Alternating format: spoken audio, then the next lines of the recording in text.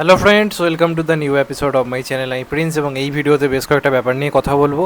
একদম প্রথমে একটা লেটেস্ট সং নিয়ে কথা হবে, যেটা মূলত কিলবিল সোসাইটির প্রথম গান নেই তুমি আগের মতো, সেই গানটা নিয়ে এখন কথা হবে। আমার কিন্তু গানটা ভাই চরম লেগেছে, এক কথায় বলতে গেলে চরম একটা গান হয়েছে।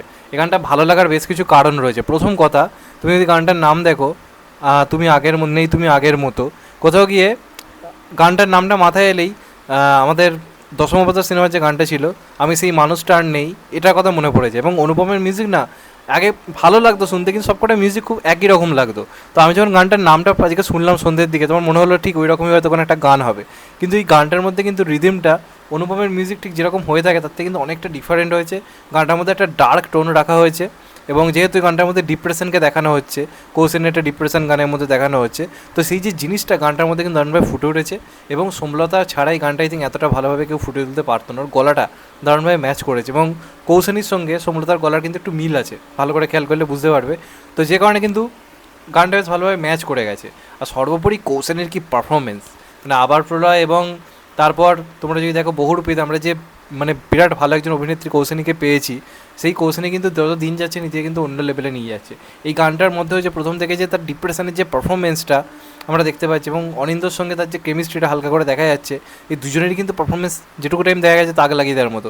এবং কৌশিনীর পুরো গানটা জুড়ে যে সেই যে চোখ মুখের এক্সপ্রেশনে বুঝিয়ে দেওয়া যে ক্যারেক্টারটার মধ্যে একটা ভয়ঙ্কর একটা ঝড়ঝাপটা চলছে, সেটা কিন্তু দারুণভাবে ফুটিয়ে তুলেছে। কৌশিনী কিন্তু দিন দিন যত দিন যাচ্ছে একটা ভালো অভিনেত্রীতে পরিণত হচ্ছে, দেখেও ভালো লাগছে অনেস্টলি স্পিকিং। একটাই অনেক খিল্লি করেছি, যদিও খিল্লি করার মতো সিনেমার পরও আসছে, কিন্তু তার মাঝেও কিন্তু কৌশিনী ট্রাই করছে নিজেকে একজন ভালো অভিনেত্রী হিসেবে প্রেজেন্ট করার, সুযোগ পেলে কিন্তু ফাটিয়ে দিচ্ছে। তো এই গানটা আমার ভালো লেগেছে, এবং এই গানটার লাস্টে যে শটটা রয়েছে খাদের সামনে দাঁড়িয়ে বারবার ঝাঁপ দেওয়ার চেষ্টা করছে কিন্তু পারছে না, ঝাঁপ দেওয়ার চেষ্টা করছে কিন্তু পারতে না, সেটাকে যেভাবে ড্রোনের মাধ্যমে নেওয়া হয়েছে সেটা কিন্তু বেশ ভালো লাগছে। তো আমার কিন্তু গানটা খুব সুন্দর লেগেছে, এবং একটা অন্যরকম ফিলিংস রয়েছে গানটার মধ্যে। তোমাদের কেমন লেগেছে অবশ্যই কিন্তু কমেন্ট করে জানিও। এসবিএফ চ্যানেলে অলরেডি গানটা অ্যাভেলেবেল হয়ে গেছে। এরপরে মূলত একটা বড় আপডেট নিয়ে কথা বলবো, যদিও আপডেটটা নিয়ে আমার মনে অনেক প্রশ্ন রয়েছে। তো দুদিন আগে আমি আনন্দবাজার থেকে একটা পোস্ট দেখি, যেহেতু আনন্দবাজারের পোস্ট সেক্ষেত্রে আমি কথাটা বলছি। সেখানে পোস্ট করা হয় যে এসআরকে সুকুমার একসঙ্গে তো কাজ করছে, এটা আমরা সবাই জানি, সেটা নিয়ে আমিও ভিডিও করেছি, আরও অনেকেই ভিডিও করেছে ব্যাপারটা নিয়ে, যে কাজ করছে একটা গ্রামীণ রুরাল পলিটিক্যাল একটা মুভি হবে, এসআরকে ক্যান্টি হিরো হিসেবে দেখা যাবে। তো তারা সেখানে আরেকটা কথাও লেখে যে আল্লু অর্জুনকে নাকি হিরো হিসেবে প্ল্যানিং করা হচ্ছে। তো দেখো, এটা কি আজকের দিনে দাঁড়িয়ে কোথাও গিয়ে পসিবল যে একটা সিনেমায় আল্লু অর্জুন হিরো হবে আর সেখানে দাঁড়িয়ে এসআরকে একটা ভিলেন টাইপের ক্যারেক্টার প্লে করবে? আই থিঙ্ক এটা হওয়া ইম্পসিবল। মানে এখনও পর্যন্ত এই যে প্রজেক্টটা জাস্ট ভেতরে ভেতরে কথা হচ্ছে, এটা কোনো সত্যতা নেই, কিন্তু এই অ্যাডলি প্রজেক্টের মতো, অ্যাডলি সালমান প্রজেক্টের মতো প্রত্যেক দিন নানা রকম খবর ভেসে আসছে, এই আছে ওই আছে, এবং বাংলার মিডিয়াগুলো ভুলভাল খবর দেওয়ার জন্য এখন কোথাও গিয়ে উঠে পড়ে লেগেছে। তো এরকম খবর প্রেজেন্ট করা হচ্ছে যে এসআরকে আল্লু নাকি একসাথে কাজ করবে, সুকুমার সেটাকে ডিরেক্ট করবে। তো এইরকম সিনেমা এই মুহূর্তে হওয়া পসিবলই নয়, যেখানে এসআরকে পুরোপুরি একটা anti hero type of character play করবে, অপরদিকে আল্লু অর্জুন হিরো। এটা হওয়া জাস্ট ইম্পসিবল, এটা বিশ্বাস করার কোনো গ্রহণযোগ্যতা আমার মনে হয় না নেই বলে। আর প্রজেক্টটা কবে কি অ্যানাউন্স হবে এখন থেকে মানে এটা নিয়ে ভেবে আনন্দ করার কিছু মানে নেই, কারণ অ্যাডলি 6 নিয়ে আমরা খুব এক্সাইটেড ছিলাম, সালমান অ্যাডলি প্রজেক্টটা নিয়ে। লাস্ট অবধি দেখলে তো কী করতে কোথায় খবর কোথায় চলে যাচ্ছে, এই দিন এই খবর আসছে, ওই দিন ওই খবর আসছে। তো এই মুহূর্তে দাঁড়িয়ে বলা খুব চাপ লিটারেলি এটা কী হবে। তো এটাকে বিশ্বাস করার কোনো জায়গা নিয়ে আমার অন্তপক্ষে মনে হয়। তোমাদের এটা নিয়ে কী মতামত অবশ্যই কিন্তু জানিও।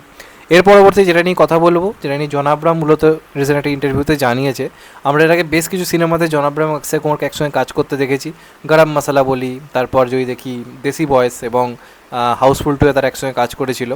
তো তাদের জুড়িটাকে এমনি কিন্তু লোকে খুব পছন্দ করে, এবং জন আব্রাহাম রিসেন্টলি একটা ইন্টারভিউতে জানিয়েছে সে যতজনের সঙ্গে কাজ করতে আগ্রহী, তাদের মধ্যে অক্ষয় কুমার একজন অন্যতম, এবং দুজনের প্যাশনটা কোথাও গিয়ে মিলে যায়, কাজ করার সময় একটা ভাইবস কাজ করে, এই ব্যাপারগুলো বলেছে। এবং সেই কথা বলতে বলতে সেটা জানিয়েছে যে আমরা খুব শীঘ্রই একটা স্ক্রিপ্ট নিয়ে আলোচনা করছি, কথা বলছি, যদি সব কিছু ঠিক থাকে তাহলে আমরা কিন্তু মূলত একটা মানে একটা অন্য জনরা সিনেমায় আমরা দুজন হয়তো একসঙ্গে কাজ করতে পারি।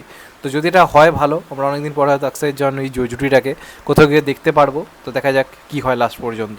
তোমাদের এটা নিয়ে কী মতামত অবশ্যই কিন্তু কমেন্টে জানাতে ভুলো না। শ্রীমান ভার্সেস শ্রীমতী বলে যে সিনেমাটা আর কি আসার কথা ছিল মূলত এপ্রিল মাসে, যেটাতে আমরা অঞ্জন দত্ত এবং মিঠুন চক্রবর্তীকে প্রথমবারের জন্য একসঙ্গে দেখতে পাবো। মানে এটা একটা বিরাট বড় ব্যাপার, এই নিয়ে কোনো সন্দেহই নেই। প্রথমবার যদিও কি নেই বলতে পারবো না, হয়তো এর আগেও মিঠুন চক্রবর্তী অঞ্জন দত্তকে একসঙ্গে আমরা দেখেছি, আমার এই মুহূর্তে খেয়াল পড়ছে না, কিন্তু এটা বিরাট বড় একটা ব্যাপার, এই নিয়ে কোনো সন্দেহ নেই। তো এই সিনেমাটা নিয়ে একটা বলা যেতে পারে প্রথম থেকে একটা হাইপ ছিল, সিনেমাটা রিলিজ হওয়ার কথা ছিল এপ্রিল মাসে। তবে এখন শোনা যাচ্ছে তারা কিন্তু কোনোরকম কোনো ক্লাসে আসতে চাইছে না, এবং যারা চাইছে মিঠুন চক্রবর্তীকে একটা যোগ্য সম্মান দিতে। আগেরবার তারা ক্লাসে এসে শাস্ত্রী নিয়ে যে এসেছিলো, মানে সিনেমাটা বিরাট রকম চাপে পড়ে, শো পেতে সমস্যা হয়। তো এখনও পয়লা বৈশাখের টাইমে বেশ কিছু বাংলা কাজ আসছে, হিন্দিতেও একটা ভালো রকম শো থাকবে কিছু সিনেমার। তো সেখানে তাদের রিলিজ করে সিনেমাটা শো কম পেয়ে ব্যবসার ক্ষতি তারা করতে চাইছে না। তো যে কারণে কিন্তু সিনেমাটা এই মাসে মানে এপ্রিল মাসে কিন্তু মুক্তি পাবে না, এটা রিলিজ ডেট পোস্টপোন হতে পারে, এবং সম্ভবত 21 তারিখে এটার কিছু একটা গ্লিমস বা কিছু টিজার কিছু সামথিং হয়তো আসতে পারে, যেখানে তারা অফিসিয়ালি রিলিজ ডেট আর কি অ্যানাউন্স করবে। তো দেখা যাক এটা কেমন হয়, আশা করা যে একটা ভালো কিছু আমরা পাবো। মিঠুন চক্রবর্তীর লুক সামনে এসছে অঞ্জন দত্তর সাথে, সেই লুকটা কিন্তু বেশ ভালো লাগছে, এবং আই থিঙ্ক এটা সামথিং ডিফারেন্ট কিছু একটা হয়তো হতে পারে। তো এটা নিয়ে প্রচণ্ড আশাবাদী আছি। তোমাদের এটা নিয়ে কী মতামত অবশ্যই কিন্তু কমেন্টে জানাতে ভুলবে না। এরপর মূলত কথা হবে সিকান্দার নিয়ে। তো সিকান্দার নিয়ে বেশ কিছু আপডেট রয়েছে। প্রথম আপডেট হচ্ছে সিকান্দারের রান টাইম কত হতে চলেছে। তো সিকান্দারের রান টাইম যতদূর সম্ভব জানা যাচ্ছে 2 ঘন্টা 20 মিনিটের হতে চলেছে, যেখানে প্রথম ঘন্টা হবে হচ্ছে ফার্স্টটা মোটামুটি 1 ঘন্টা 12 মিনিটের, সেকেন্ড হাফ 1 ঘন্টা 8 মিনিটের হবে। তো রান টাইমটা খুব একটা বড় নয়, সিনেমাটা 2 ঘন্টা 20 মিনিটের মধ্যে সীমাবদ্ধ রাখা হয়েছে। এই কারণে কিন্তু শো কিন্তু প্রচুর মানে পরিমাণে কিন্তু সিনেমাটা পাবে, যেহেতু এটাই একমাত্র ঈদ রিলিজ হচ্ছে। এমনি শো পেতো, সালমান খানের একটা হিউজ হাইপ রয়েছে। তো রান টাইমটাও যেহেতু লিমিটেডের মধ্যে, একটা নির্দিষ্ট টাইমের মধ্যে প্রচুর কিন্তু শো পেতে চলেছে, মার্কাটারি কিন্তু শো পেতে চলেছে, এই নিয়ে কোনো সন্দেহ নেই। কারণ বাংলাতেও কোনো বড় সিনেমা নেই, কলকাতা জুড়ে এবং গোটা বাংলা জুড়ে মার্কাটারি শো পাবে এই সিনেমাটা, এবং আমার মনে হয় একটা ভালো কালেকশন আনবে। কিন্তু ব্যাপারটা এটা হচ্ছে, এবং তার আগে একটা ব্যাপার নিয়ে কথা বলি, যে সিকান্দার একটা নতুন পোস্টারও এসছে। সেই পোস্টারটা কিন্তু আমার মোটামুটি বেশ ভালো লেগেছে। রিসেন্ট আসা পোস্টারগুলোর থেকে এই পোস্টারটার মধ্যে একটা ইন্টেন্স ব্যাপার রয়েছে, সালমান খানকে সাইড থেকে দেখানো যাচ্ছে এবং একটা অস্ত্র এরকম নিয়ে বসে আছে। এই পোস্টারটা কিন্তু ঠিকঠাক লেগেছে আমার, এবং ওপরে তারা অফিসিয়ালি রিলিজ ডেট জানিয়ে দিয়েছে আজকে কনফার্মলি 30 মার্চে কিন্তু সিনেমাটা রিলিজ হতে চলেছে, অর্থাৎ রবিবার দিন, যেদিন মূলত আরও দুটো বড় উৎসব রয়েছে। একটা নাম হচ্ছে উগাড়ি, আর একটা হচ্ছে গুড়ি পাওড়া। এই দুটো উৎসব কিন্তু 30 তারিখে রয়েছে, এমনিতে রোববারও, আর 31 তারিখ তো ঈদ রয়েছে। তো এইটার মাধ্যমে সালমান খান আরও একবার, যেটা আমি তোমাদেরকে আগেও অনেক আগে ভিডিও করে বলেছিলাম, যেটাই প্ল্যানিং চলছে আলটিমেটলি সেটাই হলো। তো 30 এবং 31 তারিখ এই দুটো দিন খুবই বড় কালেকশন আনার জন্য একদম সঠিক সিদ্ধান্ত, এই নিয়ে কোনো সন্দেহ নেই। কিন্তু আমার এখনও কোথাও গিয়ে মনে হয় যে এই সিনেমাটার যে হাই বা সালমান খানের নিজস্ব যা ক্রেজ রয়েছে, আই থিঙ্ক 28 তারিখ রিলিজ করলে, মানে শুক্রবার দিন রিলিজ করলে কিছু ভুল হতো না। এর আগেও তো তাই হতো, এতদিন ধরে তো তাই এসছে, এবং তার ফল তো আমরা দেখেছি। ছাবার ক্ষেত্রেও তো দেখলে যে এক্সট্রা দিন পেলে কত লাভ থাকে। তো সেক্ষেত্রে আই থিঙ্ক তারা ভাবছে প্রথম দুদিনে একটা বিরাট ওপেনিং নিয়ে নিল, সেটা অবশ্যই ভালো দিকে, এই নিয়ে কোনো সন্দেহ নেই। সালমান খান তো একটা রেকর্ড ব্রেকিং ওপেনিং চাইছে নিজের সিনেমার জন্য, সেটা কিছু ভুল নয়, এবং সেটা লাভও রয়েছে। কিন্তু 28-29 তারিখে যদি মিনিমাম একটা কালেকশন হয়ে সিনেমাটা স্টার্ট নিত, তারপর যদি দুদিনে একটা মারাত্মক কালেকশন আনতো, তাহলে কিন্তু ব্যাপারটা আরও জমজমাট জায়গায় গিয়ে পৌঁছতো। এটা আমার ব্যক্তিগতভাবে মনে হয়। তো কোথাও গিয়ে এটা একটা আমার ঝুঁকি মনে হয়, কারণ অলরেডি উইকেন্ডের বলে তো পারে 2 দিন বাদ চলে যাচ্ছে, যেটা একটা অ্যাডভান্টেজ হতে পারতো সালমান খানের সিনেমার জন্য। সালমান খান এমন একজন যার সিনেমার রিভিউ কিছু লাগেই না, লোকে প্রথম দিনে এমনি পাগলের মতো ভিড় করে থাকে, এটা দেখা গেছে আগেও। সালমান খানের সিনেমা প্রথম দিনে মারাত্মক চলে। তো সেক্ষেত্রে আই থিঙ্ক এই রিস্কটা আমার মতে না নিলেও চলতো, 28 তারিখে রিলিজ করলে আই থিঙ্ক বেটার হতো। তবে সিনেমার হাইপ খুব বাড়ছে হু করে, যেটা আগে হাইপটা একটু কম ছিল।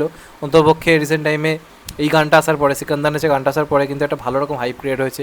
বুকমাই শোয়েও ইন্টারেস্ট হু করে বাড়ছে, এবং অলরেডি তো ট্রেন্ডিংয়ে নাম্বার 1 স্পটে রয়েছে, বুকমাই শোয়ে নাম্বার 1 স্পটে রয়েছে। তো সিকান্দার কিন্তু হাইপ ক্রিয়েট করে ফেলেছে। তো এটা আমার মনে হয় যে আরেকটু আগে আনলে বেটার হতো। এবার তোমাদের মতামতটা অবশ্যই জানিও। ফাইনালি সিনেমাটা কিন্তু 30 তারিখে রিলিজ করছে। তো তোমাদের এটা নিয়ে কি মতামত অবশ্যই জানাতে ভুলো না। চ্যানেলটা নতুন হলে চ্যানেলটা সাবস্ক্রাইব করে দিও, অ্যান্ড কেটে দেবে লাইক। ভালো থেকো সবাই, টেক কেয়ার, নমস্কার। আবার দেখা হবে, এখন তো বাই। সবাই ভালো থেকো, সুস্থ থেকো, নমস্কার, টেক কেয়ার, আবার দেখা হবে, ভালো থেকো।